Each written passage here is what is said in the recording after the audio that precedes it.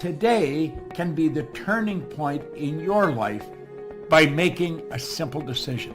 Fundamental questions of navigation. Where am I? Where am I going?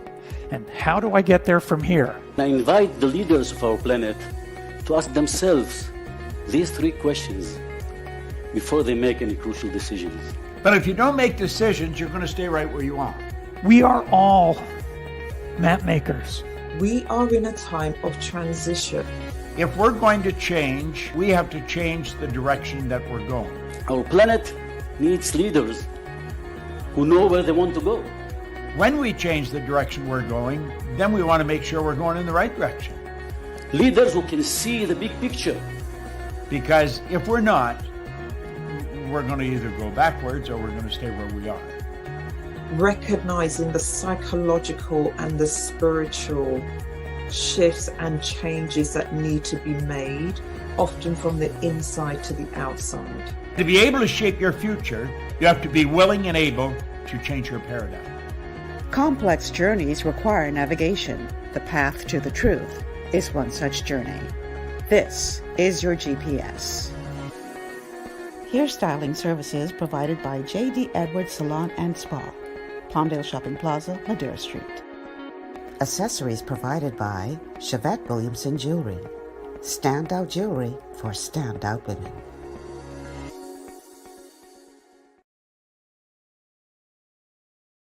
Good afternoon, everyone, and welcome.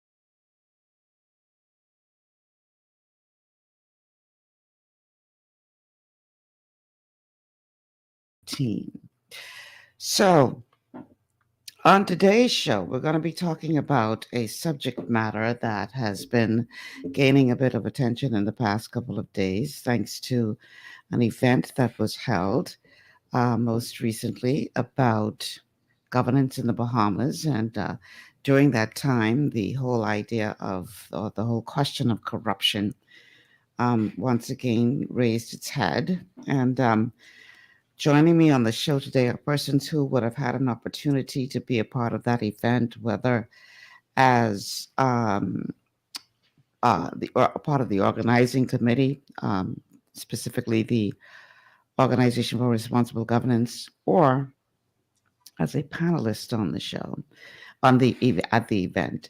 And we're also expecting one more person to join us, and we will see if he is able to make it or not. But I would like to welcome to the show today, no stranger to GPS, representing the Organization for Responsible Governance, known as ORG, Mr. Matt Aubry. Matt, welcome back to the show.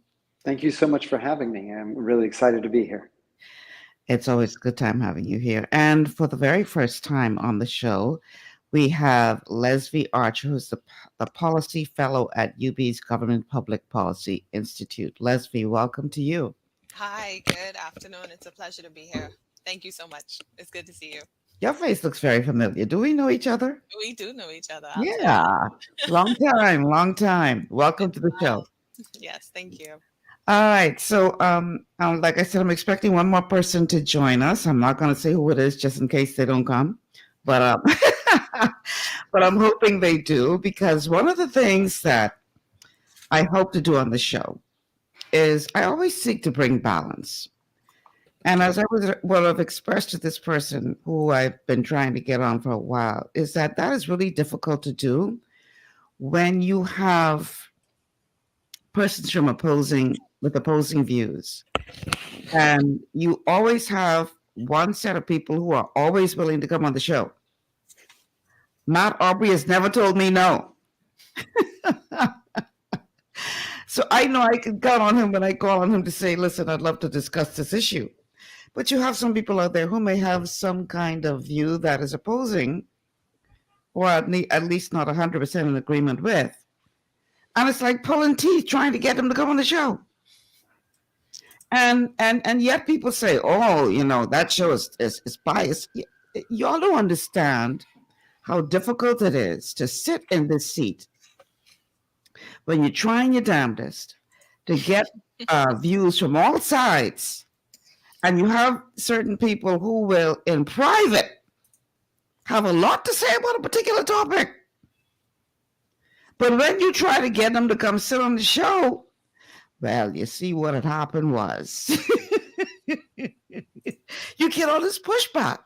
And so it's like you're damned if you do and you're damned if you don't if you're a talk show host, because you're trying hard to have balance, but yet it's difficult to do when you can't get people into the space to bring all these varying opinions. So I'm really hoping that that the third guest that I've invited does in fact come and join this conversation, because it's a conversation that needs desperately to be had. And I would like it to be where we do hear from all sides, and get varying views on this particular matter. This and all other shows that I do, my aim is to bring balance. And so before we dive into the conversation, I would be remiss if I did not remind our audience that we are streaming live on Facebook, on the official Global 99.5 FM Facebook page, as well as the official Michelle Malcolm page. The telephone numbers to call are 3260271, 3260271, 3260272, 3260272, and the WhatsApp line for text messages only is 8010271, 8010271, and we're also airing on Cable Bahamas channel 974. All right, so let's talk about this event that you recently had, Matt. What was the goal behind that conclave as it relates to governance and, the message that you were trying to put out there for all who attended or listened into that event? What was the goal behind it? Well, we were really excited, actually. As the Organization for Responsible Governance, one of our focus areas is obviously accountable governance. And as an area of that, promoting integrity over corruption, has tremendous value. We see that when we are seeing a shift in either culture or structure that embraces integrity, transparency, and accountability, a lot comes from that. And when circumstances are not living up to that standard, a lot is potentially lost. So we wanted to not hold just another event that talks about, corruption is bad, and these are the instances of, and here's what happened to me. Not that that's not important, but we actually wanted to bring together the many people in the Bahamas that are working from different sectors around how do we, ensure that our systems have integrity, that corruption is corruption, or even the perception of corruption is diminished. And how do we bring those together? And very often, as we've seen in the Bahamas and elsewhere, we're all kind of working in our own silos, right? So we've got the legislators or people writing laws, we've got folks in the government systems, we've got folks in the private sector, all of us doing our own work, but how much do we know who's doing what, and how can we really leverage that? So the whole point of this event was really to get us all in the same room, start to build some awareness, and then create, as you said, that very honest national conversation about how do we answer the question of, like, what does it mean to live with integrity? And how do we then ultimately make sure that people locally and abroad get that the Bahamas is a place that values integrity in all things we do. Mm-hmm. And Lesvie, what was your contribution? I was able to discuss something that I'm doing. One thing about org, they're very passionate about getting citizens involved and being active and contributing instead of just complaining and sitting around like you do, to have different perspectives, and he does it a different way. And he provided a platform for me to share what I'm doing, which is a research study on Bahamian culture, our value system, which in, certain moral ideals like integrity, integrity or corruption, generosity or greed, to just analyze these from an empirical point of view in honor of the country's 50th independence. Gotcha. Now there are some who would argue that this whole question of corruption is not to say that it doesn't exist in our country, but that it more so exists as perception than reality in terms of the level of alleged corrupt acts in the Bahamas. And they use as an example um, our rating from international agencies as it relates to how we fare against other countries with the perception of corruption. I believe we slipped a little bit in that rating. Our figure this year, I believe, was not as good as it was in years prior. But all things created equal, the rating was still not that bad compared to many other nations. And there's some who argue that as opposed to only trying to paint everybody with the same brush, to say that we're all corrupt and no Bahamian should be trusted, or no Bahamian system should be trusted. We should focus on the positives, promote the positives, take the message of the positives to the world. What are your thoughts on that? Either one. So I think with those points have great value, right? The external ratings that we see from groups like Transparency International clearly have an outside perspective, and that's applied to a context that maybe it doesn't really understand. That being said, where do we come out? We haven't really changed over the last 3 years. We've kind of, Barbados and us have kind of balanced a little bit as the least corrupt country in the Caribbean based on the ratings. Right. And that gives some information, but it doesn't necessarily give us the full picture, because it probably matters more the experience and the context of our day-to-day existence than what somebody from the external space sees us. And I do think that, and this has been a part of a dialogue going on social media and in person in different ways, that there is a value to ensuring that the world sees us at our best, and that there's a promotion of the Bahamian strength in different areas. And so casting the pall that somehow the US or some of the other countries are less corrupt than the Bahamas, it's a lot of inequity and dynamics that are steeped in a post-colonial mindset that may not make that very germane or relevant. So that being said, what would we think then people's day-to-day's existence here looks at and experiences related to corruption? So where we looked at this was looking at a study that was done by not only Transparency International, but Citizens for Better Bahamas, which was a not-for-profit based in the Bahamas, formed and organized and manned by Bahamians, as well as a study that we ourselves did and that was in 2018-19, and then a study we did in Abaco and Grand Bahama with small businesses that were affected by Dorian and then subsequently COVID. And in both instances, both sets of studies, although they were smaller study groups, did come out that basically 1 in 5 people reported either having paid a bribe or being asked to pay a bribe. It also came out as you looked at those studies, and one of those, the one from 2018, showed that in the Caribbean, the Bahamas rated the highest of paying a bribe without even being asked. So what does that tell us? That tells us that some of this mechanism of maybe trying to navigate a system that is not established and quite as efficient or well set up as necessary, that going around the system has become part of the culture, part of a way to navigate it. And very functionally, that makes sense. At the same time, I'm not sure that we're looking at the impact of what that means when you start to support a potential pay-to-play environment to those who can't afford to pay and play, which is the large, vast majority of folks.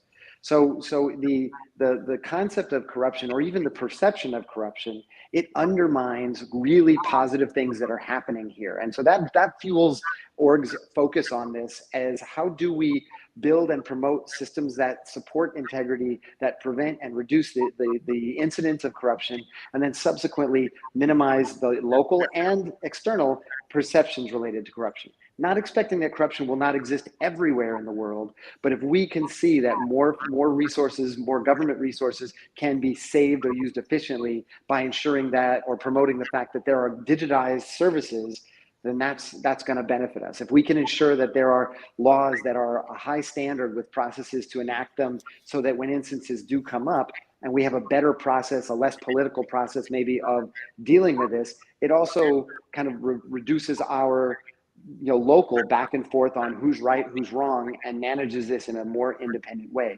So then we can minimize the potential and again, focus on where are those things that we're doing and build a reputation based on that. And I think we are starting to do that. And what was really great coming out of the symposium was hearing how many folks in different parts of the Bahamas are committed to ensuring that the way they run business, the way they manage their government operations, the way we engage with others is at a very high standard. And that there are policies and provisions and practices that are being employed in many different ways that are helping us to promote that this place is steeped in a culture of integrity. So if I'm understanding you correctly, what you're saying is that because we have such a strong perception of being a nation that is known for corruption, that people come here and make bribery offers even before it's asked for? Is that what you're saying? Probably it speaks more to people's local folks' direct interface with government. So if you're trying to get a permit or trying to get a piece of information or trying to get a document from government, you may be more likely to go in and come ready to pay the lunch money or the tip money to facilitate that moving forward. And what that does is, again, it looks at supporting a system that doesn't recognize those very strong and dedicated public servants that are doing their job, and there's many more of them than folks that are probably doing something on the side, but it also doesn't necessarily make us strive for the best, most efficient, most effective public service system that we want. And when trust in the system falls, we see lack of compliance. We see people not doing what they're supposed to do, whether it be paying taxes or not following the rules or not reporting as they might need to. And that builds into this perception that is probably more steeped in what they thought it was than the actual reality. So we kind of need to continue to push forward for systems that are top notch, and then the benefits are very obvious both on the social side, but then the economics. We have a call on the line. Caller, welcome to GPS. God bless and good afternoon, Michelle. How you doing? Good. How are you? Pretty good, thanks. And good afternoon to your guests. Good afternoon. Greetings. Indeed. My first contribution is by way of a question. What is the definition of corruption and the definition of integrity? I see Lesvie shaking her head. You want to take it back? Well, I was going to respond exactly after Matt to say it's always good that we understand what the definition of corruption is. And that's actually what I learned at the org conference that I attended last week, Thursday. And I wrote it down in my org notebook, that corruption is the abuse of entrusted power for private gain. So it's when you're abusing power that somebody trusts you with for your own personal ambitions or needs even. Now, the definition of integrity is something I don't know exactly, but I'm going to Google it right now. I can tell you that it says the quality of being honest and having strong moral principles. We kind of boil it down to doing the right thing, even when no one is watching. Right. Yes. Oh, yeah. I have that in my org notebook too. There you go. So you had a question or a comment, JT? Yeah, about I that? do. Okay, go ahead. My first comment is one of the things that has increasingly bothered me over the years as a Bahamian is when I hear non-Bahamians who would have done business here say that they will never come back or never recommend people to come to the Bahamas because Bahamians are too corrupt. Not some Bahamians, but they broad brush everybody as being corrupt. Perfect example, and what I'm about to say, I use this as an allegation only because I heard it secondhand. So allegedly, a businessman some years ago loaned a Bahamian a certain amount of money, large amount of money, and when the payday on the loan came due, it was alleged and understood that the Bahamian told the non-Bahamian, I owe you nothing. And according to that alleged situation, that particular businessman, international businessman, became extremely disgusted with the Bahamas and swore never to come to the Bahamas again and recommend people to come here. Now, of course, in every bunch you get some good apples and you get bad apples, and I dare say we have more good Bahamians in this country than we have bad Bahamians. So what I'd like to ask Matt in particular, I mean, either of you may answer, but using Singapore as an example as to how they reportedly went about reforming their system to make their public servants and politicians accountable. What sort of drastic measures do we need to now take in the Bahamas to eliminate or to drastically minimize either the appearance of or the reality of corruption? And I'll let you answer because I have one other point before I hang up. All right. So my takeaway on that is, one, it's hard to draw from what's happened in other spaces. The culture in Singapore and the conditions in Singapore, there are some very unique differences to our context here in the Bahamas as a Caribbean nation, as a small island developing state that we couldn't replicate. And either could we similarly say we can change the nature of our public sector the way that, say, a New Zealand did. But there are things that we can do. And so I guess the positive I would say is I don't think that there are drastic things that are necessary. I think there's continuity in what we're already doing and building on that and recognizing the impact and the benefit and promoting that of what has already been done.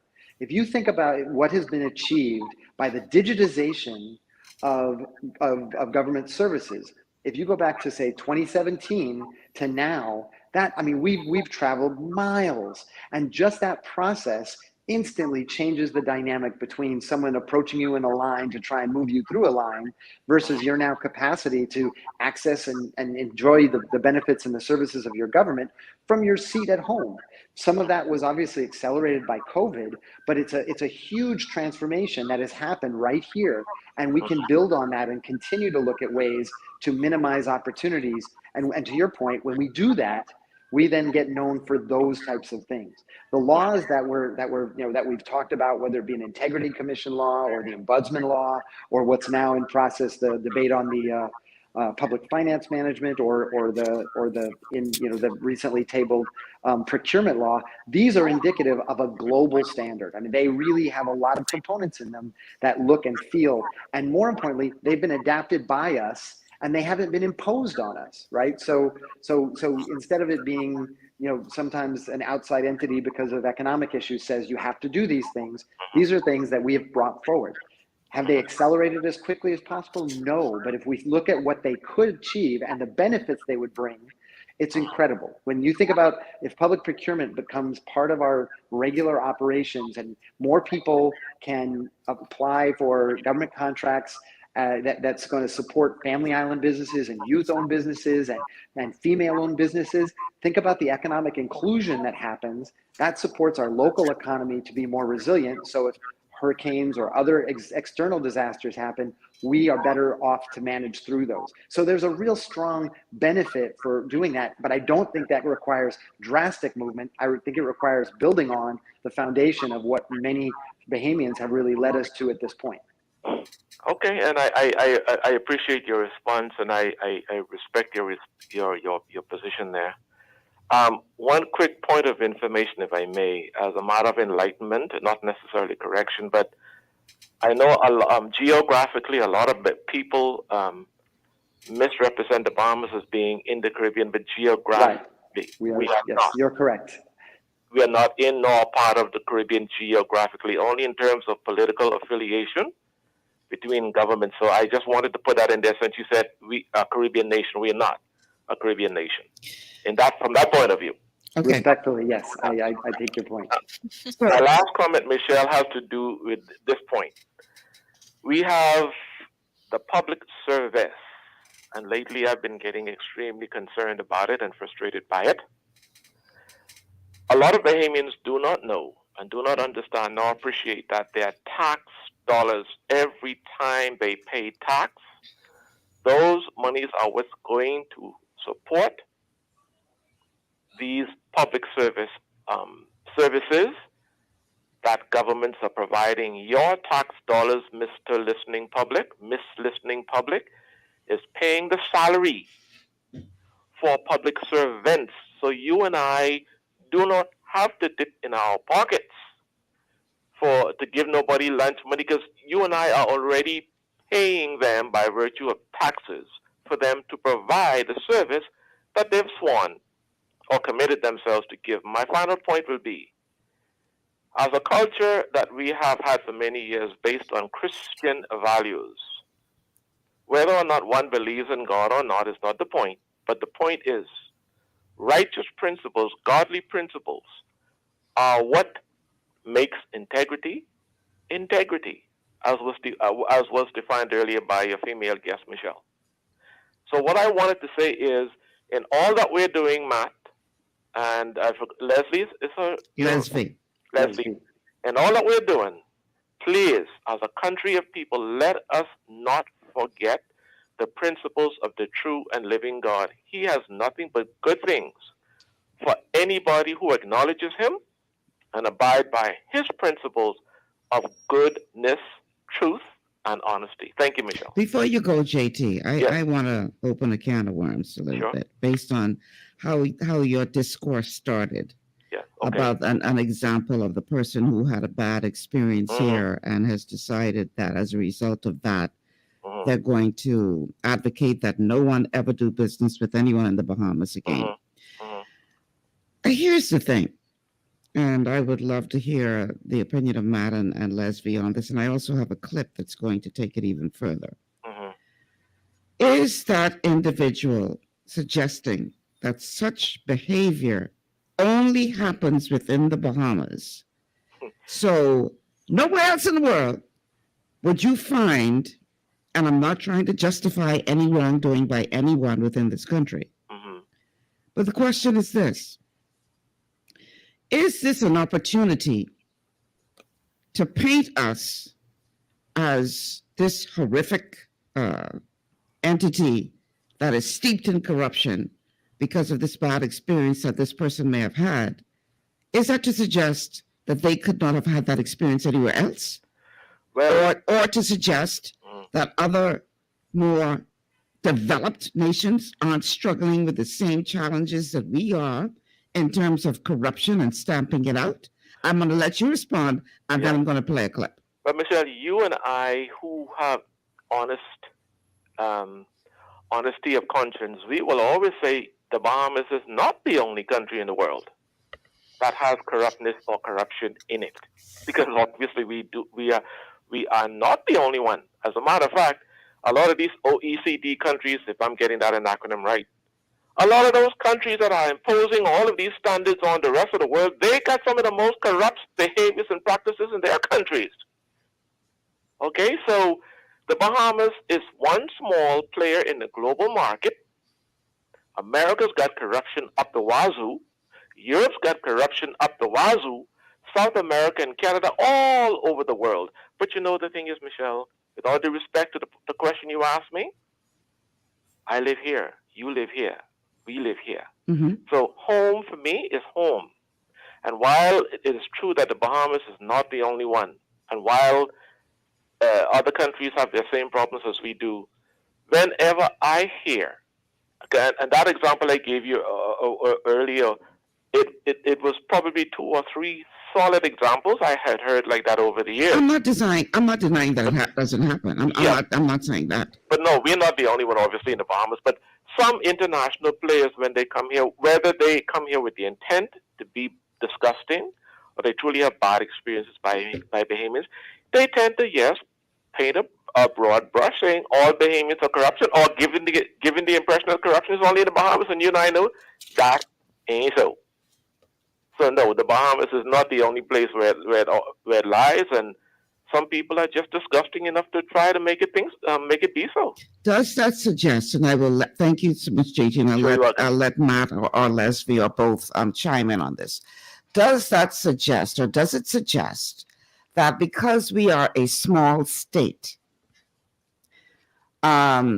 people tend to believe that they can, people or other countries or other blocks of countries tend to believe that they can easily beat up on us when we do see something wrong happening here, because we're a small state.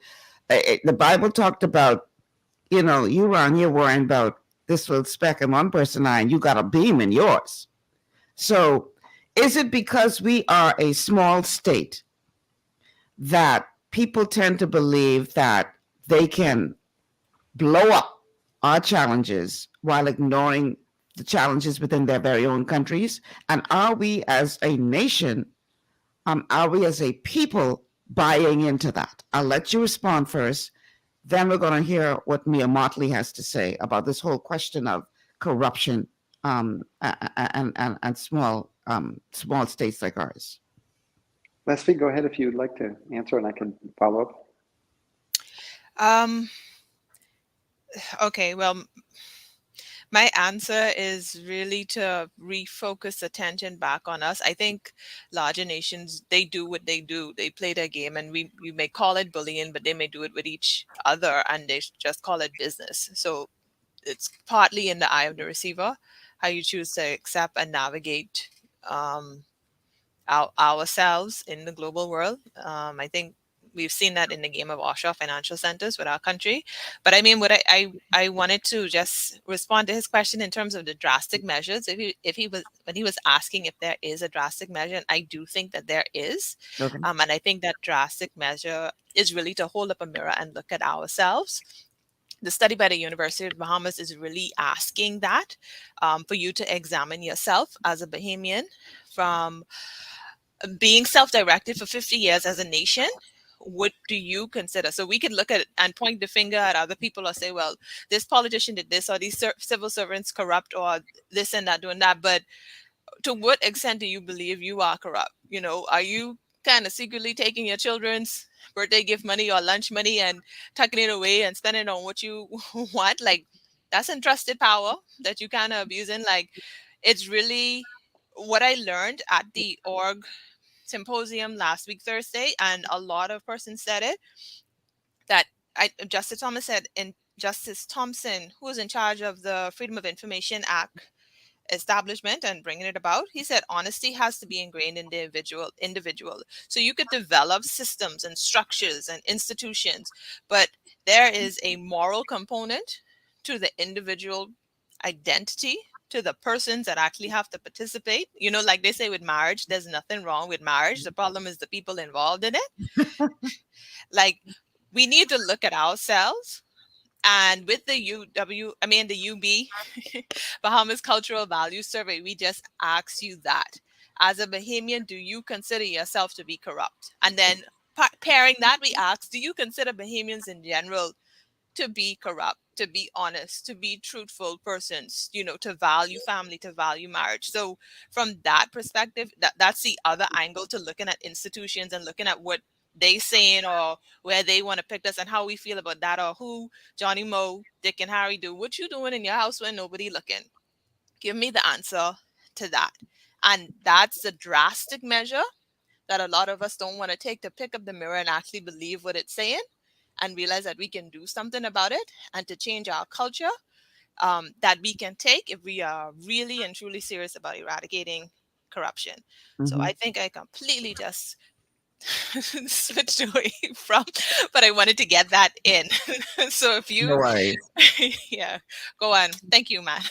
No, I thought that was well said. I mean, the only thing I think I would add to that is again, this instance of comparison of the Bahamas to other countries has a very limited capacity. I mean, it maybe it reminds us at a certain point that we need to manage and push things within ourselves. But org's work, and I think the attention on this, either in the recent or long term, is really about how do we work and improve our own conditions. Org's tagline is get informed and get involved. And that speaks to the fact that citizens have such a crucial role in changing their own, and should have a crucial role in changing the circumstances of themselves, their communities, and ultimately the nation. So bringing information forward and saying, hey, we need to address this, or advocating for laws, is only going to be so valuable unless the citizenry feels this is what we need to change. Mm-hmm. And to that point of like putting that lens on what we do, when we come through customs and something slips under the bottom of a bag, or when we do, have only an hour between our lunch hour where we got to go to that government office and get that thing and come back. It's very natural and understandable, but are we thinking about the long-term impact? And what does that support as a culture going forward?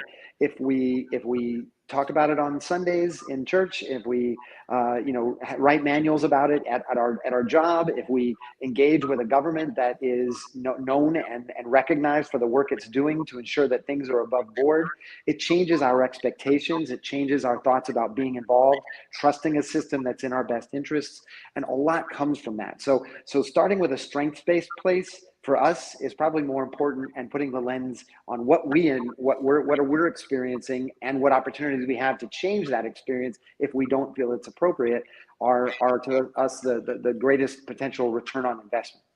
And to put that empirically via this research study. I want you to make it clear. We have a call waiting on the line, and I don't want to lose the caller. So stick a pin in that, Lesvie, and let's go to the phone lines. Caller, welcome to GPS. Hi, Michelle. Hi, how are you? Great. Hey, Matt. Hi, Lesvie. You guys good? Yes. Hello, how are you? Excellent point, Lesvie. But the problem is, in the Bahamas, trying to evaluate yourself, you always give yourself an A. You know what? Let me tell you, have you taken the survey yet? No, I haven't. Okay. But I know what you're going to say. Probably they did not give themselves an A. But actually, I was going to say a lot of people it really got them thinking. Like it really, and I'm telling you, from 18 straight to 80 years old, right. When they completed the survey, they you really have me questioning some stuff about myself and my life. And I'll let you finish, but I'll add something too that will increase the rigor of the study from maybe for you. Yeah. You have something else to say? No, she's waiting for you to complete your thought. Leslie, that's fine. But I can guarantee you that was only placed on paper. When they begin to evaluate themselves as it relates to life living, they are not going to look at what they're doing as being corrupt, but they're going to look at what they're doing as being a hustle and the only way for me to get ahead.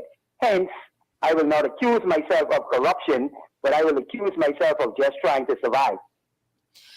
That's a good point. Sorry, go on. Go ahead. You go ahead. There's a story I wrestle with in the Bible. Since Michelle Malcolm brought up the Bible earlier, and it's a story. I don't know if Jesus told it. Someone. I'm not going to give them a dear version, hopefully, but it's where he said that if there was a man who stole an apple and he got away, let him get away. But if he gets caught, he needs to pay like 10 times as much. 10-fold, yeah. Yeah. So, that coming from Christ. It tells you that this is not a black and white. Well, maybe that's not the interpretation. But the story is in the Bible, right? Yeah. If the thief must telling us return, I think it's 7-fold. Right. Is that from the Old Testament or the New Testament? That's New Testament. Okay, I gotta look that up. That's New Testament. Another point I want to bring up, as it relates to the rating, Michelle, of corruption, you said that there was a paper printed that we were the most least corrupt in the Caribbean? No, I didn't say that. Okay, what did the paper say? Matt, you want to talk about the... Yeah, so the rating is the Transparency International, which is an international body that takes upon itself to establish and do perception of corruption ratings of 180 different countries. We were ranked as, I think, the 30th, where we might have been the 29th least corrupt country in the world, and the second, in this instance, least corrupt country in the Caribbean, with Barbados being, I think, 1 or 2 points ahead of us. So those numbers, again, they're a point of reference, and look at who they're referring us to. It's South Sudan and Nicaragua and places in the South Pacific that have just historically high levels and known for these issues. So it gives us some that we're better than some, but maybe not as well as others. But the reality is what our own circumstances and what our understanding of our connection within a similar context, I think is the most relevant. So it's not to kind of take that chapter and verse and either say, well, we're doing better and we're not that bad, or to say, look, we're worse than other countries where we could clearly see instances of corruption. It's probably more important, as Lesvie said, to how do we take the thought of what does this thing bring into our lives? Does it bring positive elements? Do we gain from having systems that might be vulnerable for people to take advantage of? Or do we benefit by ensuring that our systems and our own moral compass orient us to make decisions for not only our individual benefit, but the common benefit on a regular basis, regardless of if we were required to or not? That's kind of the direction that I think, a lot of things are moving, but we have to put these things together. You can take a passage out of the Bible, but if you don't see it as part of the whole Bible, it doesn't necessarily make as much sense. Context. So how do we give it a connectivity to a lot of the things that are being done? Let me say this, Matt. I think you explained it well when you used the word external perception and internal. I just want to go a bit deeper. With the external perception, it's like a dad that is a Toastmaster and he is a deacon in the church. Externally at church, at Toastmaster, he seems like the ideal father. But the dichotomy would be internally that when he is at home, he beats his wife and he neglects his children. So from an external standpoint, yeah, we look good. We look least corrupt from the world, from the Standard & Poor's, from the Moody's viewpoint. We probably pay our bills on time, so we look least corrupt. But when you're dealing with the citizenry, and we understand the diameters and what actually goes on internally in our country, we cannot understand us being least corrupt. That makes sense, Michelle? I hear what you're saying. Yeah, and so externally, he's a Toastmaster, he's a good deacon, so everyone in the church and who outside of the home looks at him as this role model. But when he comes at home, when government is at home dealing with the people, we see a total different picture. Anyway, thank you for accepting my call. Thanks for calling. And we're definitely going to explore that more. However, I got to take a break. I can just correct the Bible. It wasn't Jesus. It was Solomon in Proverbs. Listen, Proverbs 6 and 30. I'm a Bible scholar, and I can tell you, my Jesus ain't never say that. It wasn't Jesus. It was Solomon in the Old Testament. Okay, then. And the question is, at what point of Solomon's life did he say that? Because the Bible talks about Solomon being the wisest man, but that was in his earlier years. I think the in his later years, is he made some very stupid decisions. Well, he said he did it in a quest for wisdom. He said, I will pursue all foolishness and all non-foolishness in order to find out the secret of wisdom. So I hear you. But, the Bible did say he was the wise man because he asked for wisdom. But unfortunately, as he got older, he didn't practice so much of the wisdom that he gained. But anyway, we digress. We have to take a break. Then when we come back on the other side, I understand the point you're trying to make. The point you're making very well is that we are quick to point our fingers at our politicians and other elected officials when it comes to this question of corruption, but yet we don't see no problem with us slipping little something under the table to get something a little faster and all that kind of stuff. That ain't corruption. So, yeah. This is a problem, but we're going to talk about that and more. Taking on to earn birthday money. You understand? Let's take this break, and then when we come back, we're going to expand this conversation even further. Stay with us. This is GPA. Okay. Understanding your microbiome, also known as your gut ecosystem, can change everything you thought you knew about nutrition, digestion, immunity, and metabolism. Keeping your gut ecosystem healthy and balanced is essential. Ultimate Microbiome by Longevity was specifically formulated to optimize this ecosystem. It provides the advanced support your gut needs through prebiotic, probiotic, and postbiotic supplementation. Our unique blend of probiotics includes Lactobacillus and Plantarum, healthy bacteria that can help prevent harmful bacteria from taking over your gut. Increasing your gut's population of beneficial bacteria creates a more balanced gut microbiome, which has been shown to aid in weight loss, skin health, sleep, mood, and may even help with seasonal allergies. Ultimate Microbiome also promotes the production of postbiotics. Postbiotics are key to help regulate your gastrointestinal health. To enhance digestion, Digizyme Multi-Enzyme Complex, a blend of 5 specific enzymes, has been added to Ultimate Microbiome. It can help break down food so your body can better absorb nutrients. Plus, we've added our proprietary I-26 hyperimmune egg powder to aid in the elimination of disease-causing gut bacteria and help your body balance its immune response. Ultimate Microbiome, the scientific, proprietary, and holistic approach to gut health that helps optimize your body's entire gut ecosystem. To learn more, contact your longevity associate. Welcome to Sunshine Auto, the hardest place on the planet for a rims, paints, and tires. We are your auto superstore for rims, Lexani, Azaras, Trueform, Western, Lux, Fuel, Tracklight, Tough, Rough Racing, Velocity, Mud, All-Terrain, and low-profile tires, cars, homes, and commercial window tinting. At Sunshine Auto, we put God first and customer is king. Blessed love. To stay healthy, it's crucial to make sure you get the nutrition you need every day. But it's difficult to get all your recommended vitamins and minerals from food alone. Even in the United States, 94% of people are deficient in at least one nutrient. Beyond Tangy Tangerine 2.0 by Longevity is a simple, convenient, and affordable way to help your body get the essential nutrients it needs. It's an advanced plant-driven multivitamin mineral complex that contains certified organic whole foods, trace minerals, and antioxidants. BTT 2.0 supports your body's natural defense system with a proprietary blend of energy-boosting and body-loving nutrients, plus prebiotics, probiotics, amino acids, and enzymes that support digestion. With an unusually high ORAC score of 8,000, you get even more antioxidants to help combat free radicals that can cause damage to your cells. But to get the most benefit and value from any multivitamin, your body must be able to break down the nutrients so you can fully absorb them. Otherwise, they'll just pass through your system without doing any good.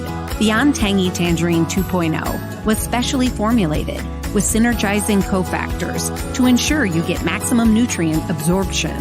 Beyond Tangy Tangerine 2.0 is the easiest way to give your body the balance and complete daily vitamin mineral supplement it needs for optimal support of your overall health. To learn more, contact your longevity associate. This portion of GPS is brought to you by Tiki Bikini Hut at Junkanoo Beach. Great food, cool tropical drinks, and family fun in the sun. Welcome back to GPS, Global Paradigm Shift on Global 99.5 FM. Michelle Malcolm here, along with my guests, Lesvie Archer and Matt Aubry. We are streaming live on Facebook, on the official Global 99.5 FM and Michelle Malcolm pages. And you can call in at 326-0271, 326-0271, 326-0272, 326-0272. The WhatsApp line for text messages only is 801-0271, 801-0271. And we are airing on Cable Bahamas channel 974. So we're talking corruption today, perception versus reality. And I want to play this clip with Mia Motley being interviewed. I love Mia Motley. She, I think, is a fearless leader, no nonsense, and very, very intelligent woman. And a reporter made the mistake of asking her a question as it relates to corruption in the Caribbean. You're going to understand why I said made the mistake when you listen to this clip. Listen to this exchange between Mia Motley and this reporter. The elephant in the room, what a lot of Western climate diplomats tell me is that leaders like yourself also carry a responsibility. Why are vulnerable countries still so debt-stricken? Why is there still corruption? What is your response to that? You really want me to answer you? I do. Okay. Why is it that every time we talk about countries from the South, the first allegation is corruption? Last time I checked, in the USA and the UK and Europe, they're riddled with corruption, but nobody says that they're not capable of achieving their objectives because of corruption. Why is it that we're not talking about the fact that these countries became independent, having allowed those countries that colonized them to extract significant portions of their wealth, such that we had no proper housing, no proper education, no proper healthcare systems, no proper legal systems, no proper across the whole stream, and certainly nothing to do with building social capital like community development and cultural enterprises. And what has happened is therefore that we have spent the time since independence trying to give our people what the global north has taken for granted and has supported by the extrication of centuries of wealth to give their people out of our blood, sweat and tears. Now, when our blood, sweat and tears finances the Industrial Revolution, and the Industrial Revolution then causes the climate crisis, and then I have to pay for the consequences of the climate crisis because of the Industrial Revolution financed by our blood, sweat and tears, then I think they have no moral authority to tell me anything about the financing of the climate or about why we don't have enough. Is it anger over this that fuels your energy? Anger? Absolutely not. Unfairness, lack of justice. They're not angry. I'm just disappointed that humankind still wants to believe that there's one world for a set of people and another world for another set. All right, let's hear you guys. What do you have to say with regard to what Mia Motley had to say to that reporter? She hit the nail on the head, and especially in terms of perception of corruption. It's not just in general. It's, you decide to label the global north, use it as a strategy, as a tactic. They used it to enslave people. They used it to extract resources from the developing world. And yeah, I mean, what she said is powerful. And I think every conversation that we have about any moral aspect of the country or any tangible value or tangible development of the country is going to be networked in a labyrinth of the discourse of post-coloniality, and all of the different components that come with that, the racism, the, like she said, the injustice, the abuse, the corruption that stem from greed, from their own self, the global north self-perception of perfectionism, or they are the ideal, or they are the leaders, and everyone must follow. That's something that that shouldn't be avoided or ignored to contextualize any conversation on corruption or anything else. I completely sorry, that was just the intellectual. I love being able to engage that level of thought as well, because you don't hear it so much here in the country. Matt, your thoughts?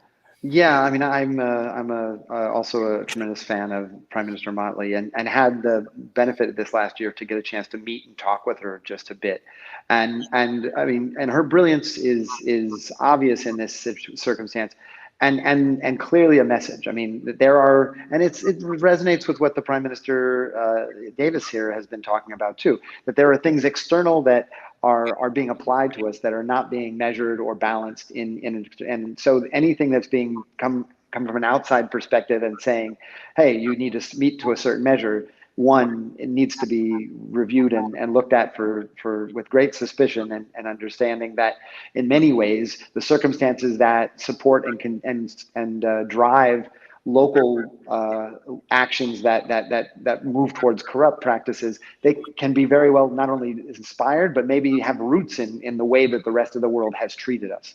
So I think that's a takeaway. I don't think it invalidates or it's contrary to the messaging and the work that you're seeing in these other spaces of like, how do we ensure that Bahamians, for Bahamians, ensure that our systems benefit themselves, that they are not reflective of that. And one of the things I guess that I know Prime Minister Motley has also spoken about is the importance of holding such a key high standard for ourselves. And in the instance where there was a noted case of corruption in Barbados, she instantly went right back to like, what is the role of government? Government's role is to serve the people, that it is about the interests of the people, and not because it's trying to measure to a higher external standard, but because there's a value and an inherent benefit to the folks that we have put us in power and that we serve on a daily basis. So that's the orientation that I think comes out of that for me, in addition to what Lesvie said so well. Yeah. This is not to suggest that, and I'm sure that she was not suggesting that, based on what she said, that there is not a problem with corruption in, our nations, in our region, etc. But the question is, why is it that we seem to be highlighted more than any other block of nations, as if we, were the author, of corruption and the only places that are dealing with this problem. And I think she said it brilliantly. Um, you know, uh, this is not to say that you guys don't have a problem in your countries and in your regions, but yet you try to hold us at such a standard that you're not holding yourselves to. And, in talking with the person that I was trying to get to come on the show today, one of the things that he said to me is that when it comes to this whole brush that we have been painted with of a corruption at a governmental level, what often happens is you get these people who are, quote unquote, investors who come to the Bahamas with very little or no money. And they come here trying to, really, they're lobbyists for whoever their interests are representing. And they come around the table and they try to negotiate on behalf of whomever they are lobbying for. And if for some reason something does not go according to their plan, or something falls through or whatever, the first thing they do is they go off and they scream to the top of their lungs, corruption, corruption, corruption. The Bahamas is a corrupt place. Don't go there to do business, because this is their way of trying to sort of strong arm us into getting what they want. They are lobbyists. They come as disguised as investors, but for the most part, they are lobbyists. And so the person's view is that we as Bahamians need to stand firm against the narrative that is being pushed on us. Not to say that there is not a problem, but to understand that this is a multi-layered problem, and that oftentimes what is being portrayed of the Bahamas is really just someone crying over sour grapes because things did not go as they had planned for them to go. So they figure the best way to deal with this is to go on an offensive. And because we are a small nation and we got to protect our reputation for whatever it is, this will get me the result that I'm trying to get. What are your thoughts on that? I think that that dialogue or that discourse of saying or saying that you offended me, or you hurt me, or they did something wrong to get what you want, I think that's a global culture, at least in the Western world. So I do not think that's limited to corruption. I think that's being aware and sensitive to the times. There's a comic I have on my screen that says the daddy's asking, he has a cookie in his hand and he's asking the child, what's the magic word to get what you want? And the child responds, I'm offended. That's the magic word to get what you want. So and if you think about it that way, there are a plethora of areas in society where you can say, I'm offended, I'm hurt in this day and age. This isn't something that could have happened in the 90s. That was the zeitgeist of a different era. A different type of zeitgeist governed that time that we are in. So being sensitive to this environment and navigating the game dynamics and the politics of it is something that we must do with skill. So, and sometimes it may be appropriate to say we aren't.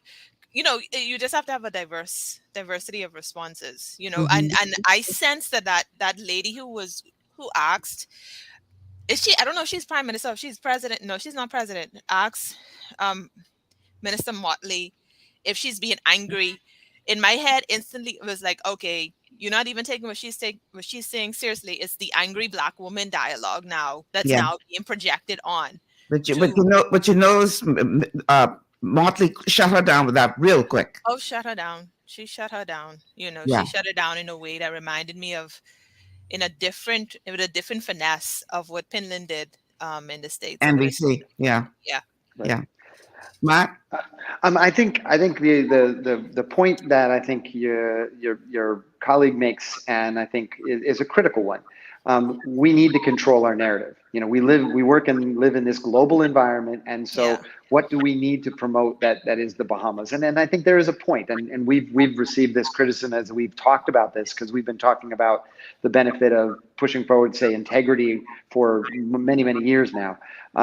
You don't want to draw attention to something and make it known for this. But at the same time, there's a lot of other positive things that have been going on. And so by taking efforts to ensure that our systems are top notch, that our opportunities are there, it's absolutely crucial. One of the things that kind of has fueled us, we did a lot of benchmarking in the first instance of the Procurement Act, because it's a public procurement act that shows transparency is a key hallmark in terms of ensuring integrity and ensuring, you know, economic inclusion.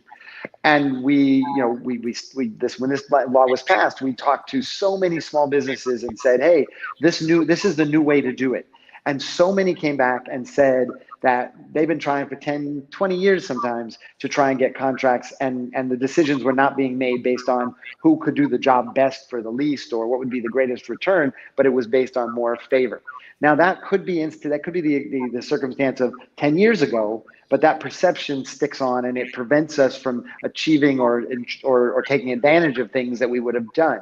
So now that we have an act, or we will hopefully have very soon an act that becomes fully enacted with levels of transparency and all of those things, we're going to have to not only just say, okay, not only should everybody use this, but we have to work against the potential perceptions that the old culture might be there. So as we carry that narrative forward, it's also important to hit top-notch standards for our own purposes, because once we do, we gain a lot from it. There's a lot that comes from it. So seeing that we're not making change to match some sort of external model or to impress or because others said so, but because it benefits us internally for internal reasons, that becomes, I think, the real bolster of what we want to reinforce. And I think Go ahead.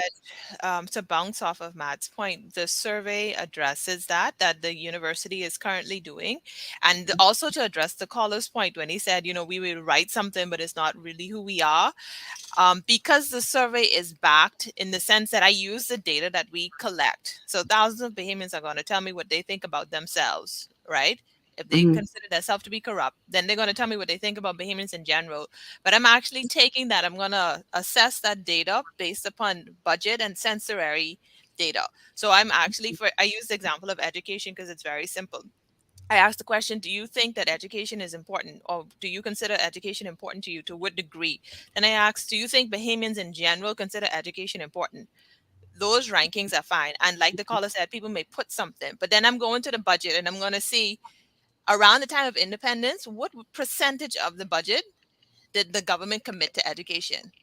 Versus 50 years afterwards, what percentage of the budget do or what percentage of the budget does the government commit to education? And that, in a way, where you put your money is where your mind is. So Mm-hmm. I'm going to take it and assess, well, these are what Bahamians saying. If there's a difference, people valued independence more. Let's say hypothesis A, people valued education more around the 1970s and they value education less. Is there a correlation between the percentage of the budget that was put towards education then versus a percentage of the budget that is put towards education now? So there's that kind of backing that's going into this university study that you can't really blame or say, well, this is only just going to be a he say, she say. I'm looking at numbers. I'm looking to affect policy and affect change by really putting that mirror reflection on straight from persons in the home straight up to the government level who's making the decisions. Mm-hmm. And the fundamental question I'm asking that's guiding the study is, was independence worth it? Yes, we have values, we have tangible values. We could look at the number of schools, we could look at the infrastructure development, we could look at the hospitals. Like she said, like Motley said, all of these things they left us pretty much without, and we Right. developed. But was independence worth it in terms of our intangible values? Can I look at the budget of the colonial era and see where they put the money Mm. and what where we put the money now? And of course, this is going to be contextualized. You have a lot of anti-colonial dynamics and different things going on that have to be contextualized. But was it worth it in terms of our moral development? What Gotcha. we say about ourselves and where we put our money. Yeah, we have a call on the line. Caller, welcome to GPS. Yes, good afternoon, Michelle. Good afternoon. Good afternoon to your guest, Matt, and to your guest, Leslie. Hello. Yes. You're speaking, Michelle, you're speaking about corruption in our country, and what I take from Leslie, she's focusing, corruption is not only from the head, but see, what I like to say when we deal with countries, all right, the individuals in the country who would honestly look at and examine their life and say that there's corruption in my life. But this is why. You see there, and remember now, in my humble opinion, our Constitution is the only thing that links all of us together, because all of us ain't Christian. All of us is not educated, and all of us definitely don't have any money. So our Constitution is the only real thing all of us really have in common to hold on to. Now, if you're a Christian, like we are Christian nation-minded people, just simply mean we don't serve Allah, Selassie, and Buddha and them. Them other nations, we believe in Jesus Christ, the Yeshua, Yahweh's son. That's the Christians. So the mentality as it relates to the question of corruption, like the young lady say, how much money they putting into education? What I gather from Matt taking it and bringing it to the level where I would like to see it, how Amos Jr. Miller would like to see not only himself, a 52, just shy a couple of months off from 53, not only for myself, according to what Matt is promoting around here and around the world. I would like to see not only myself, but a whole lot of other men comprehend. Now, so as it relates to corruption, because I don't want to tie up your show, as it relates to corruption on the personal level, survival is a serious thing when you put a man back to the wall or a woman who have children, because why? You violating everyone, but in different levels because of your education or your so-called power, and then your own personal gain. Okay, bring it home now. Bring it home. Right, bring it home. So the bottom line is this, Michelle, coming home then and try to do it very quickly. Mm-hmm. It's this. When I speak about corruption in the government, I'm speaking as it relates to the Constitution. What does the Constitution say as it relates to the individual and their rights, human rights? And when that person, that citizen, that legal person, that person is going about their life according to the Constitution, I call it corruption when educated people try to find ways and cherry pick how they're going to bring the owners of this country down, because why? They're not educated, and for most of us, because we black. But see, I'll take it too deep. But Mark, continue to do it, the great job Amos Jr. Miller, know you do it. Especially, okay? And Michelle, of course, you know, it goes without saying, GPS for life. But Leslie, it's the first time I heard you. I'd like to hear more, you know, from young ladies like her. I have two beautiful young ladies, 13 and 14, Michelle, and you and her, that young lady in there.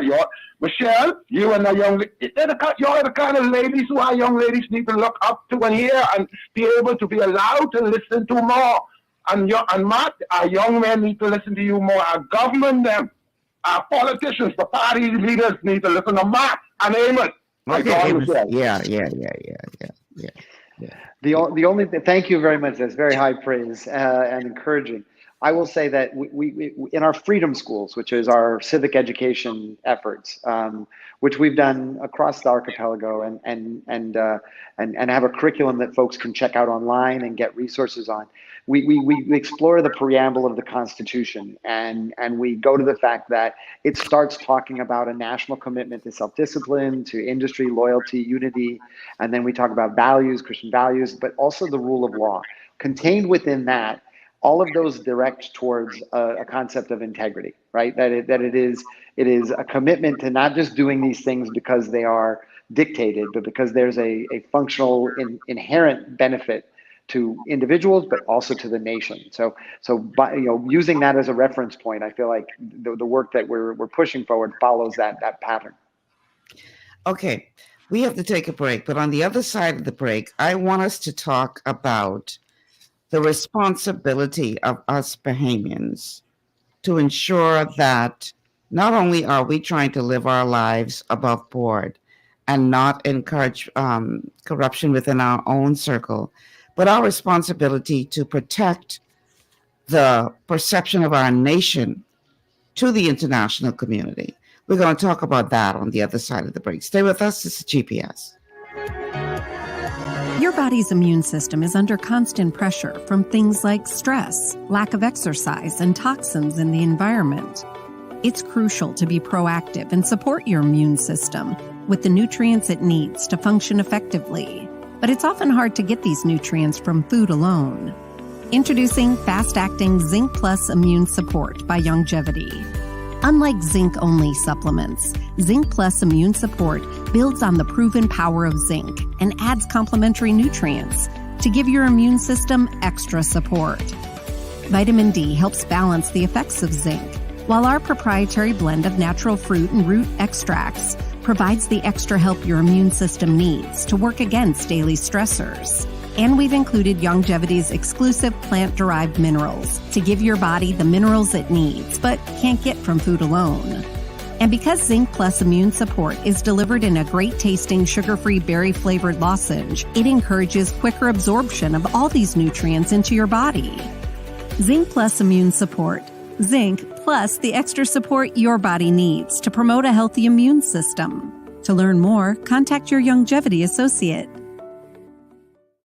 Welcome to Sunshine Auto, the hardest place on the planet for rims, paints, and tires. We are your auto superstore for rims, Lexani, Azaras, Trueform, Western, Lux, Fuel, Tracklight, Tough, Rough Racing, Velocity, Mud, All-Terrain, and Low-Profile Tires. Cars, homes, and commercial window tinting. At Sunshine Auto, we put God first and customer is king. Blessed love.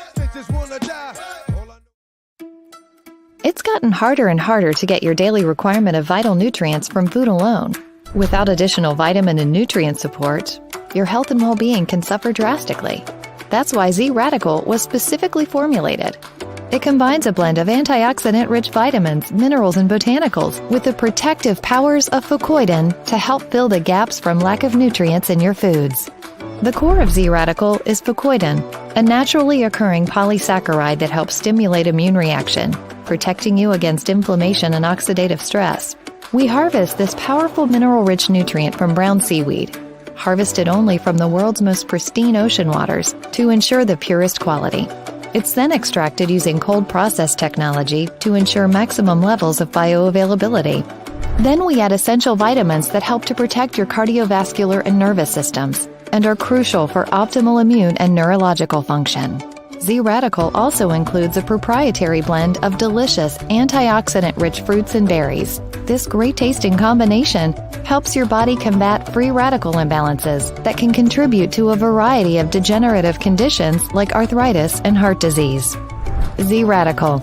Experience the power of fucoidan with antioxidant-rich berries, 8 essential vitamins, and more to provide you with potent health benefits. To learn more, contact your Longevity associate.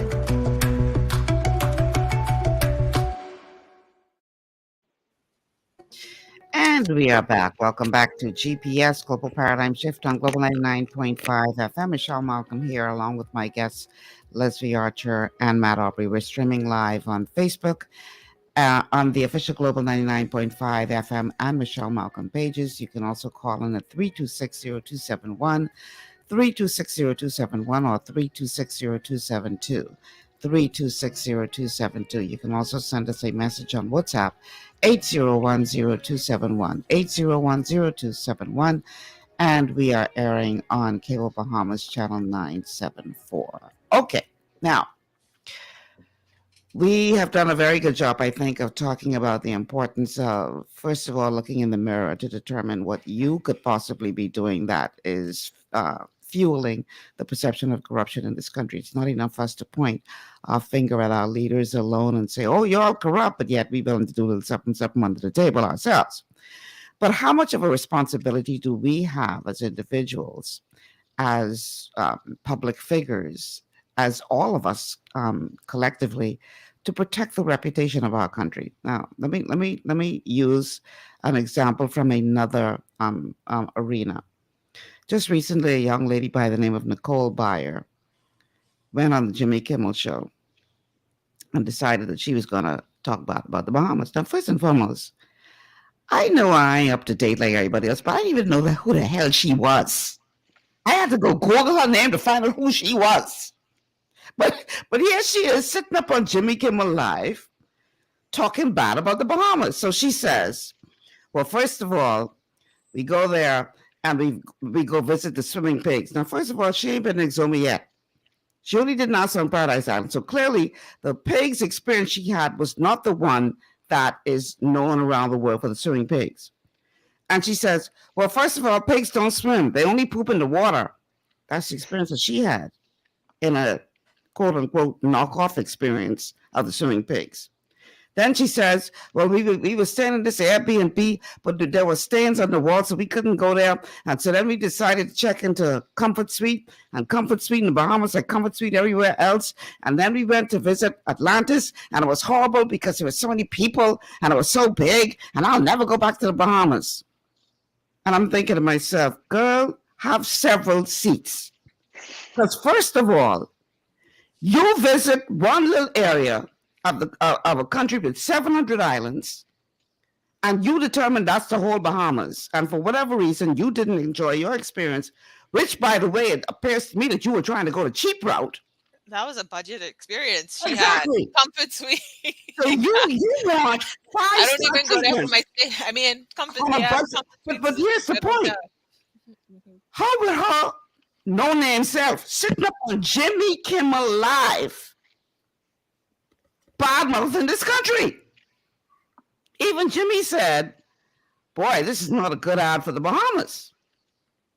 Now we got to go down, do damage control because she's shooting off her mouth ignorantly. But the point remains that she is putting out a perception of this country. Whether or not that perception is reality does not matter to the millions of people who watch that show, who have never been to the Bahamas before, who are going to listen to this B-rated celebrity about what she has to say about this country based on her ignorance and limited knowledge. So we as a collective have a responsibility to protect our nation against the Nicole Byers. But yet, we have seen where some of our very own, who we look up to be leaders of this country, spreading the message that this is a corrupt nation. You will all remember, I'm sure, the controversy that surrounded when former Prime Minister Hubert Minnis went to, I think, a meeting in Peru, Lima, Peru, and made the statement that the Bahamas loses up to $200 million a year because of corruption. We have to stamp out corruption and all this kind of stuff. And that caused quite an uproar. In this particular clip, I'm going to play, Jeff Lloyd is defending what the then Prime Minister had to say as it relates to corruption. We are enmeshed in a culture of slackness, corruption, and dishonesty. I'm talking about an entrenched culture, you know. I'm not talking about episodic instances here, there, and so on. This is the culture, a way of doing. Lloyd's comments come in response to the Prime Minister's assertion that the Bahamas loses over $200 million a year due to corruption. While attending the 8th CEO Summit of the Americas, which focused on transparency and combating corruption, Dr. Minnis said on Monday that corruption itself accounts for about 5 to 10% of loss of GDP revenue. He was in Peru at the time. However, Minnis did not say how he arrived at that figure and did not provide anything to substantiate such a claim. His education minister insisted today the problem has been allowed to fester for too long and has now reached immeasurable levels. Incalculable. Incalculable. It is absolutely astonishing to me to observe the nature of the slackness and inefficiency in the public sector and throughout Bahamian society, which I have been a fierce enemy of all my life, because everybody knows that I am a person, basically, they call me no nonsense and a discipline. It's just nonsense. The Prime Minister's comments come 1 year after Transparency International listed the Bahamas as the top-ranking country in the Caribbean for the least amount of perceived corruption. In January 2017, the Bahamas came in at number 24 of 174 countries on the list, ahead of Barbados, which topped the list for the least corrupt country in the Caribbean basin.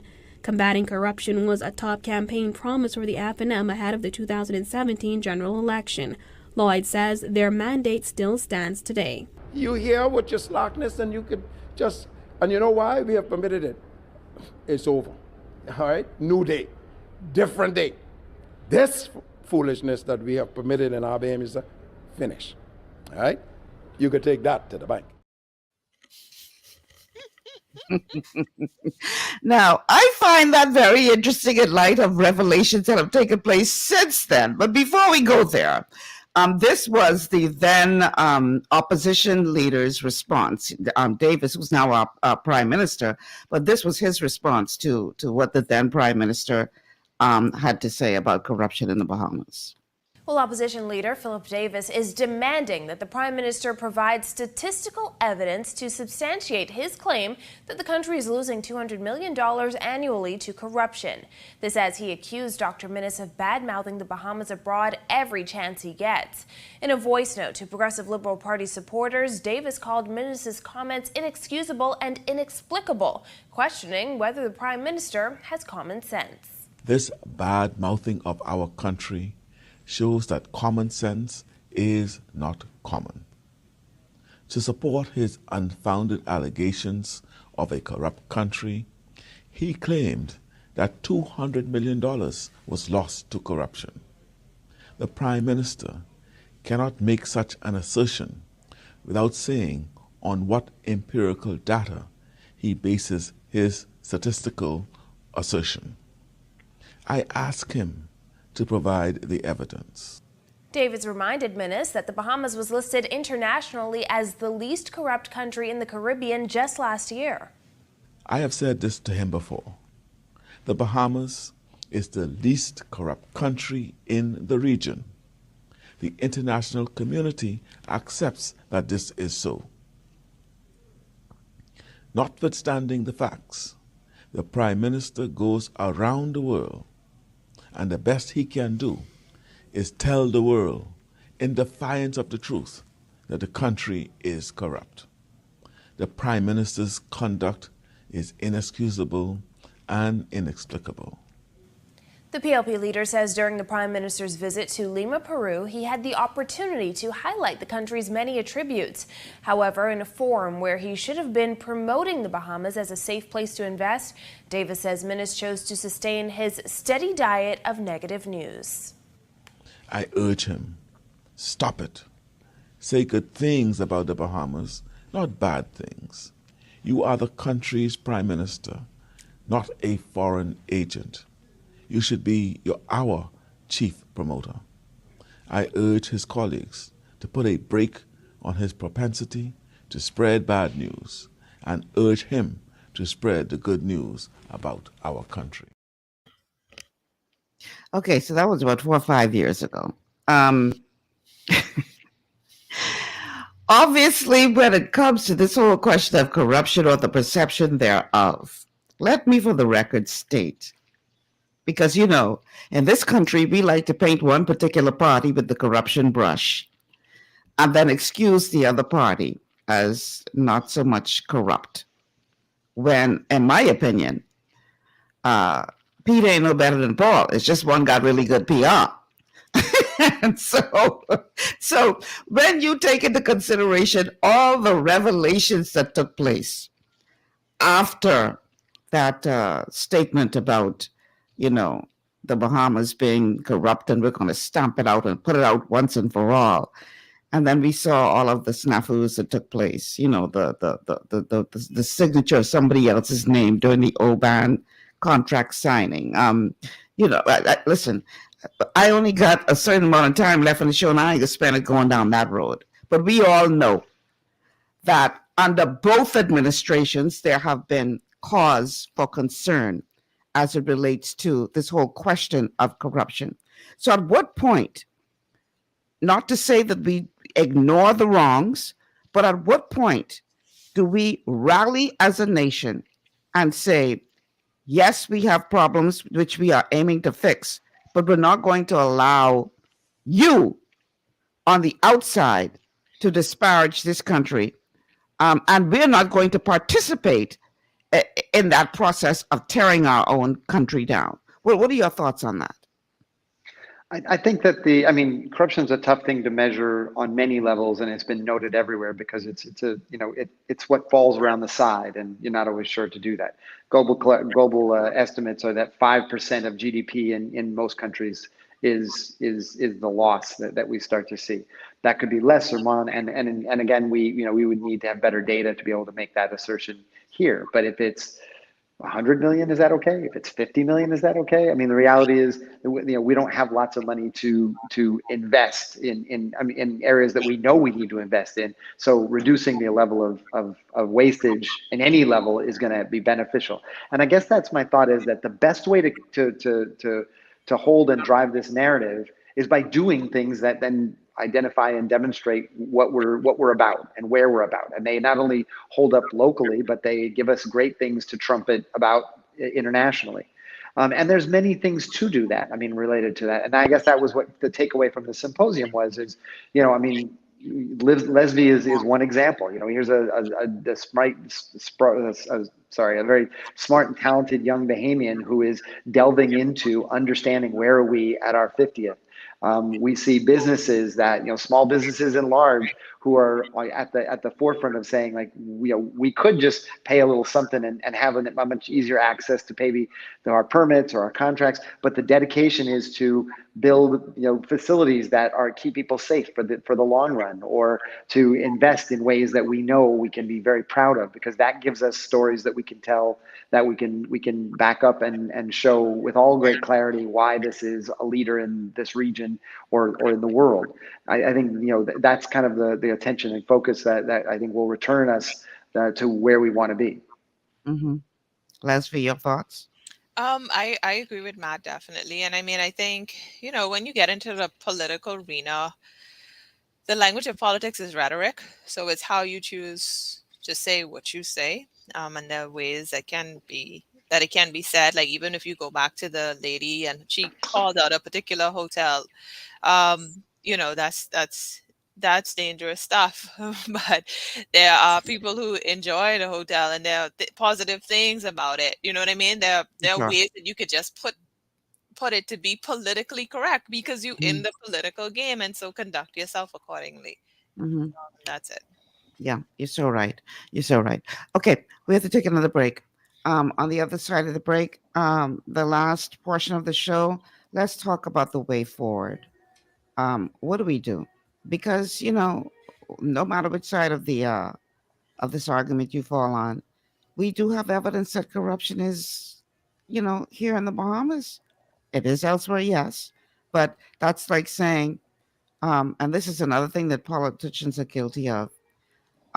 Whenever you point out a problem, they say, yeah, but we ain't as bad as the other guys. But saying that means you're still bad. So acknowledging that we do have a problem, what is the way forward? How do we fix this? That's what we're going to be talking about for the rest of the show. Stay with us. This is GPS. At Lee Air, safety is our #1 priority. Flying since 1996, we offer scheduled flights into Fresh Creek and Mangrove Key Andros and Great Harbor Key, Berry Island, twice daily, 7 days a week. Affordable charter services are also available to anywhere in the Bahamas and the Caribbean. Lee Air Charter Services. Call 225-3267, 702-7127, or 322-1317 for reservations. Understanding your microbiome, also known as your gut ecosystem, can change everything you thought you knew about nutrition, digestion, immunity, and metabolism. Keeping your gut ecosystem healthy and balanced is essential. Ultimate Microbiome by Longevity was specifically formulated to optimize this ecosystem. It provides the advanced support your gut needs through prebiotic, probiotic, and postbiotic supplementation. Our unique blend of probiotics includes Lactobacillus and Plantarum, healthy bacteria that can help prevent harmful bacteria from taking over your gut. Increasing your gut's population of beneficial bacteria creates a more balanced gut microbiome, which has been shown to aid in weight loss, skin health, sleep, mood, and may even help with seasonal allergies. Ultimate Microbiome also promotes the production of postbiotics. Postbiotics are key to help regulate your gastrointestinal health. To enhance digestion, Digizyme Multi-Enzyme Complex, a blend of 5 specific enzymes, has been added to Ultimate Microbiome. It can help break down food so your body can better absorb nutrients. Plus, we've added our proprietary I-26 hyperimmune egg powder to aid in the elimination of disease-causing gut bacteria and help your body balance its immune response. Ultimate Microbiome, the scientific, proprietary, and holistic approach to gut health that helps optimize your body's entire gut ecosystem. To learn more, contact your Longevity associate. For all your building needs, it's Carib Construction and Project Management on Gladstone Road. We build it all: schools, homes, hotels, and more, including structures requiring a Phase 3 electrical contractor. We also provide project management services. The first step towards your dream building begins at Carib Construction and Project Management. Call us at 376-1556 or 341-4466. One of the things I love about the Mailboat is their relationship with Bahamas Air. I can earn travel points on my international freight and redeem them when I fly. For me, online shopping is easy with Mailboat's U.S. addresses and regular freight delivery to Nassau. Plus, I can always prepay customs and freight, and they always notify me when my package arrives. Yeah, a lot of people think the Mailboat is just for shipping, but they also offer a safe and secure storage facility at affordable rates, all in a central, convenient location. We also offer passenger service into Freeport multiple times per week with a seating capacity of over 450 persons. With family movies on large screens, one hot meal included, and on-board lounge for snacks and soft drinks. We're the Mailboat. We're bridging people, products, and places.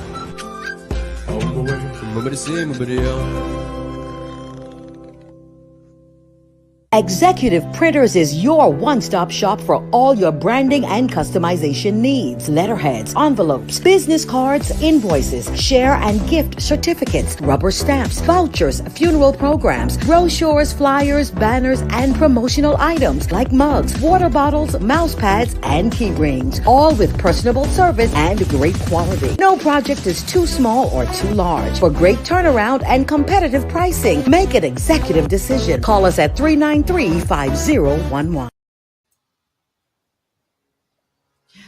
And we are back. Welcome back to GPS Global Paradigm Shift on Global 99.5 FM. Michelle Malcolm here, along with my guest, Matt Aubry from Org and Lesvie Archer. And we are talking about corruption or the perception thereof in the Bahamas. And I want to spend the last portion of the show talking about what we need to do to not only clean up the image, but to actually, as much as possible, eradicate the corruption that does exist in the country. We have someone on the line I'd like to bring into the show for a minute. This is Sir Franklin Wilson. Sir Franklin, welcome to GPS. Thank you very much. And let the record show. Anyway, it's my pleasure to accept your kind invitation. How can I help? All right, so we want to hear your thoughts on this. So I don't know if you've had an opportunity to listen in to the conversation that has taken place thus far, but if not, we'd love to hear your thoughts on this whole idea of corruption in the Bahamas and the messaging that we're putting out to the world. Well, I haven't heard the program before. I'll tell you what my view is. I believe that the matter of corruption in the Bahamas is a very complex matter. Very, very complex matter. Mm-hmm. And my basic point is that I think it's sufficient. It's very complex. That it's not being addressed in a way that is in our national interest or sufficiently cognizant of the complexities to be really helpful. Right. I condemn in the strongest possible terms the fact that a prime minister of Bahamas would go overseas and tell the country that his people are corrupt and so on and so forth. I don't know any other prime minister who has ever done that. Two, that's particularly the case where the evidence that comes out to which he was able to lay before the courts prove that he and his administration provided an incredible degree of abuse of power and authority, from which I think it will take this country a long time to recover. I commend the work being done by private sector groups like the ORG to try and do things to help build the common good. I believe that the issue of corruption is far more complex than any statement I've heard them or any other group ever issue on the subject. I believe that this is a very, very complex subject, and anything which basically is sort of suggesting or implying that in the Commonwealth of the Bahamas, there's a higher degree of corruption in any other capital city in this part of the world, without evidence, I am not minded to accept as creditable. What do you believe is the way forward as it relates to eradicating this perception of the Bahamas being... I am not worried about perception. The fact of the matter is, when I say I'm not worried about perception, let me be a little different. Okay. The perception is there because people have inflicted it on us. We buy into it. Right.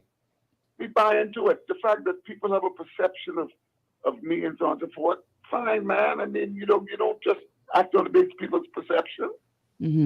Mia Motley has issued a statement on thing where she's put these perceptions in historical context. You can't make public policy on perception that others paint of you. That I don't think that's a prudent way to do policy. Right. We did play that clip by Motley early in the show, by the way. Well, thank you for doing it. The point I'm making to you is this is a complex subject. It's a complex subject. I don't think we as Bahamians should just buy into this and sort of agree, yes, some people say, the perception is this or that, and so yes, we buy into it, and so we feel we got to change. And no, man. Let me give you a simple example.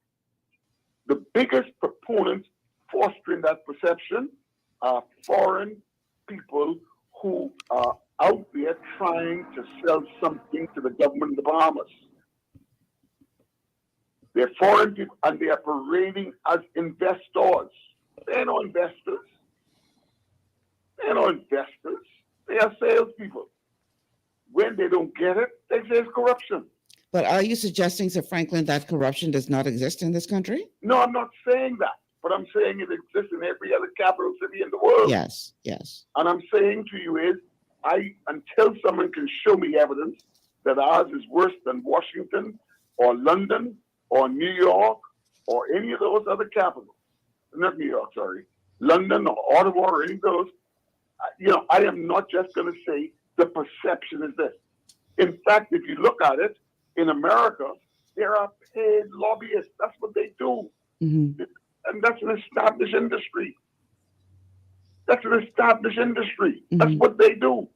And in the process of getting the results they want, don't you think they're doing things that corrupt politicians and public servants, etc.? We have, as far as I'm aware, no organized industry of lobbyists. One or two people may do whatever they do or whatever the case it is and so on and so forth. But we do not have, people whose job it is and who are paid and they register as lobbyists. So I don't want to say much more than that. Hopefully I've been helpful to you. My bottom line point is I do not wish to paint the Bahamian people as corrupt, worse than people in Washington or London. or Ottawa. Okay. I don't accept that. Well, I want to thank you for the couple of minutes that you've given us on the show. Thank you very much. All righty. All right. Lesvie and Matt, what are your thoughts on what Sir Franklin had to say? I think he makes some key points. I don't think there's a great the evidence that we're more corrupt here than any of those countries. I think is is non-evident. Right. The focus that there is issues here and that they are complex. I think he makes a key point with that too. We need to understand what are the local circumstances and local context and the local impact of the types of ways that we operate. We work on a couple of different levels where we benchmark different pieces of legislation to make sure that they reflect a certain global standard, but you also apply them to how do they work here. So if you talk about, say, a whistleblower's legislation or even a procurement, you could say it works well in one place, but it's not going to be, it has to translate to like what the Bahamian need is and how we use it. But at the same time, another part of our work is building citizen involvement and engagement. What we know is that an engaged and involved citizen changes the game in many ways, not just in the instance of reducing corruption or addressing it, but bringing forward greater economic opportunities, bringing forward higher levels of attentive and accountable governance, bringing forward greater interaction and relationship between our citizens and their communities, higher productivity, better likelihood of success in small businesses. All of these things come from getting citizens involved. So we do work in our active citizens Bahamas programs or other grassroots programs to build the skills of folks to be more aware of what's going on in the world, in the Bahamas specifically, what the systems of governance mean, what their roles and responsibilities are, and also finding instances, a way to make little impacts, make small actions make big impacts, first and foremost in their own communities and then in the nation. So as you start to do that, some of this taking the control of our own circumstances starts to catch fire in a greater way, and the sense of not being bound by external perceptions or external impacts is minimized because we've got greater internal and local capacity. And I think again in the next I'm going to shift it over to Lesvie, because what she's doing in many ways is some of the most exciting work I've seen around, because she's taking this concept of how do you marry what we think and believe and feel and looking at what do we actually invest in, because that makes a huge difference when we think about how policy moves or affects us. It also has to do with what kind of resources or attention we put towards it. And so if we're going to then change that narrative, or to Sir Franklin's point, make sure we promote the best of the Bahamas out there, then what she's giving us is a potential formula to make sure that actually is achieved, and we're doing so with great likelihood for success. All right, so let's hear more about this work. Okay, so yes, it's called the Bahamas Cultural Values Survey. Mm-hmm. And like I said, it's a means of assessing the intangible values of Bahamians over the last 50 years, or basically since our independence, to find out where we stand on. The survey is about 10 minutes long, but like I say, we are only going to be 50 once. So take your time and go through it. And I use these, whatever you say about yourself, your reality or your perception, whatever you think about Bahamians in general, and I compare it to where we put our money. Like Matt said, at the University of Bahamas, at the Government and Public Policy Institute, we are very focused on changing policy, on creating change through policy. So lasting change. That the government can take to make good decisions, and they can make informed decisions. And this is an empirical way to do that. So the survey link, I put it in the Facebook. Yeah, but still say it for the benefit of our radio audience. Okay, so you can access it at tinyurl.com, tinyurl, as in umbrella rainbow love.com, tinyurl.com/Bahamas 50. The survey is in honor of our country's 50th anniversary of independence. I need thousands of responses to have a strong, viable statistic results. You can also WhatsApp me at 431-8355. You can WhatsApp me, call me, text me, and I can get the survey to you. electronically, or I also have print copies available. None of your personal information is collected or asked for, just for you to complete the survey, so that the results can be tabulated. And I do want to add here, since we're on this concept of perception, do not think that you will be wasting your time with this survey. I had some people saying, oh, you're not going to read it, you're not going to take it seriously, my comments and remarks. But I'm a researcher. I read every single comment that is written. I go through every single result, and I analyze every single thing that is put on the survey. So you matter. Your opinion matters. As a Bahamian, I want to hear from you. And also, this is not just limited to Bahamians. It's not just limited to persons living in the Bahamas. As long as you are 18 years and older, and if you have been in the Bahamas for 18 consecutive months, that's the time frame I would say that you are familiar with the culture, then you are able to complete the survey. So you don't have to be living in the Bahamas, and you don't have to be a Bahamian citizen. Just once you were here for at least 18 months and you're at least 18 years, please take the survey at tinyurl.com/Bahamas50, or message me, call me, text me at 431-8355. 431-8355, and I will get you copies of the survey at once. Thank you. Okay. And Matt, you also wanted to put some information out there as to how persons can get more involved with org. Yeah, I want to make sure people have a chance to check out all the free resources and information that we have available, which can support you getting informed and getting involved in both in your community and nationally in the issues of governance or education reform or economic development or helping not-for-profit support. So you can check us out at orgbahamas.com. Check out things like our Policy Review Center, which will give you access to all the different laws that are being looked at right now, or our Access Parliament, which will tell you who and your member of parliament is going to be speaking and what they're going to be speaking, as well as education on how government works. And then for ongoingly keeping abreast of what we're working on, you can follow us at Org Bahamas on Facebook or on Instagram or on LinkedIn. And the information that we make available is all free. It's all put forward without any level of partisan focus, and it's accessible for ultimately people to build their own capacities to get involved and take control of their circumstances. Okay, we are going to take one more break, and then on the other side of this break, we will wrap things up. So stay with us. This is GPS, and we'll be back after these words from our sponsors.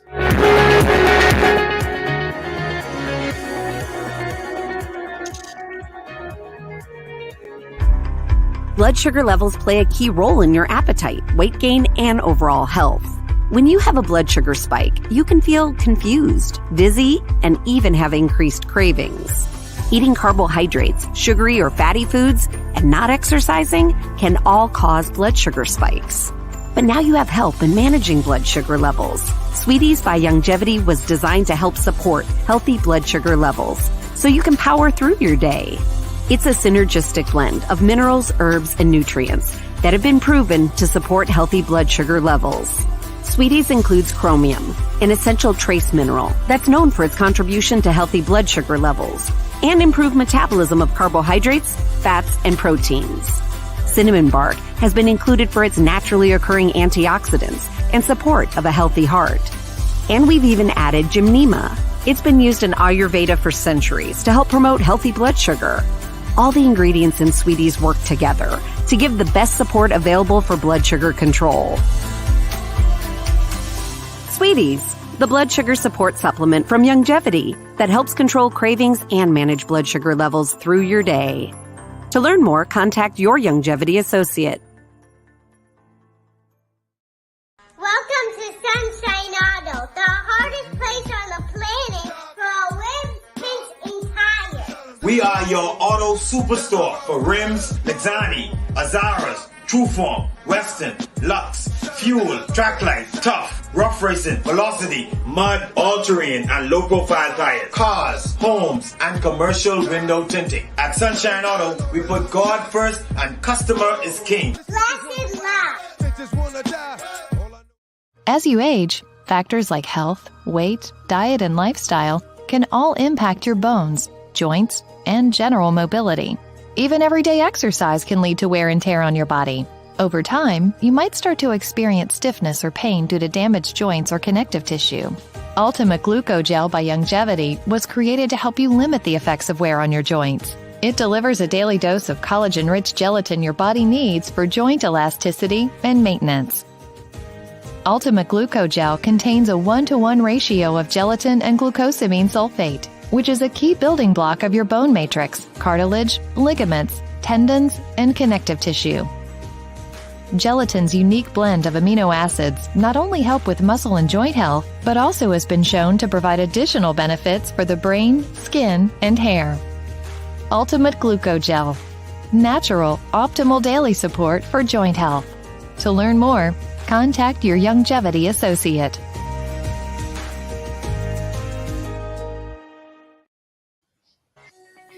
And we are back. Welcome back to GPS, Global Paradigm Shift on Global 99.5 FM. Michelle Malcolm here, along with our guests today, who are Matt Aubry from Org and Lesvie Archer, researcher at the University of the Bahamas. We have been spending the past almost 2 hours discussing corruption and the perception thereof in the Bahamas and what we need to do moving forward to do a better job at identifying the challenges that we have in this area in our country and actually correcting those problems. I believe we have a caller on the line. Yes? Yeah. Caller, welcome to GPS. Hello, caller, you're on the air. Yes, yes. I need you to turn your radio down or whatever you're listening to us on, please. We're getting feedback. All right. Okay, go ahead and ask your question. Listening a while ago Mm-hmm. to a gentleman who said the conversation that were going on is very complex. Mm-hmm. Is that his way of saying change that subject? I don't think so. I would like to know what is so complex about an individual making the right choice, knowing right from wrong, and making the right decision. What's so complex about that? I don't think that he was suggesting that making good choices is complex. I think what he was saying is that this whole question of the perception of corruption in our country and what leads to it is complex. That is the impression that I got from what he had to say. I don't know how our guests here on the show feel about that, but I don't think that he was saying that it was complex to do the right thing. That's no, I think it's fair to say. I think he was speaking, at least in reference to particularly what Prime Minister Motley was speaking to, the fact that we're in a circumstance that it's not we're not being judged fairly from an external standpoint, and to be held to accord for folks who haven't themselves have to be able to do the same. Right. It's particularly challenging, and the relationship that we have within the external world is quite complex.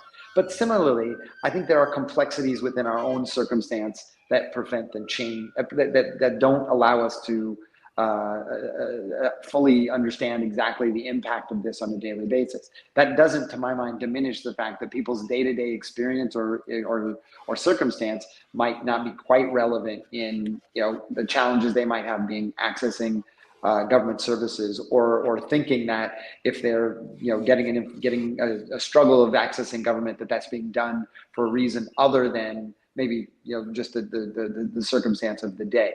And I think in when we look at addressing this, it also is in the nod of those types of complexities. Is how do we make sure that what government's doing, what the private sector is doing, what our media is doing, all work in tandem and support us being able to promote integrity and do the right thing. Those decisions of what is right in the moment should be clear, but they're not always given the world that we live in. So how do we facilitate and support ourselves that there's a greater likelihood or incentivize our communities to be able to promote and value those things, maybe more than some of the status quo systems that lead to us breaching what might be the best level of culture of integrity.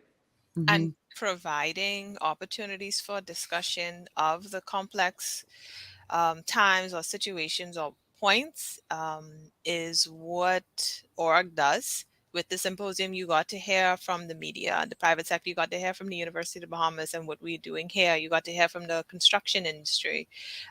You got to hear from public sector, the Freedom of Information Act, I guess whatever they call themselves, putting themselves together, the procurement, those who are responsible for procurement, they were able to speak and just discuss some of the internal complexities and dynamics that they are navigating in ambition of getting these things done with the greatest integrity possible, with the greatest decency, with the greatest love for the country. So moments of conversation, such as the symposium that was facilitated by org, are enlightening and empowering, and I can't imagine the outburst or the outgrowth from it, even 10, 20, 30 years down the line, as we really develop this active citizenship. Well, listen, my time is gone. I only have a minute left. I want to thank you both for the work that you're doing.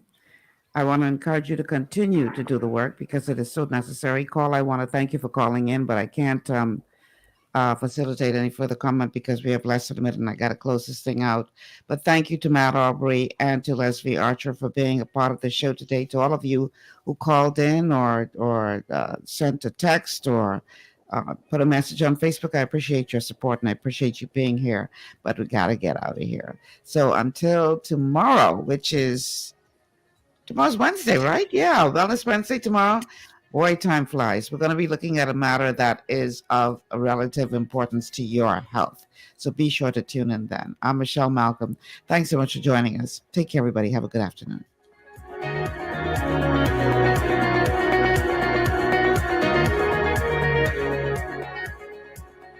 How do you... Global 99.5 FM.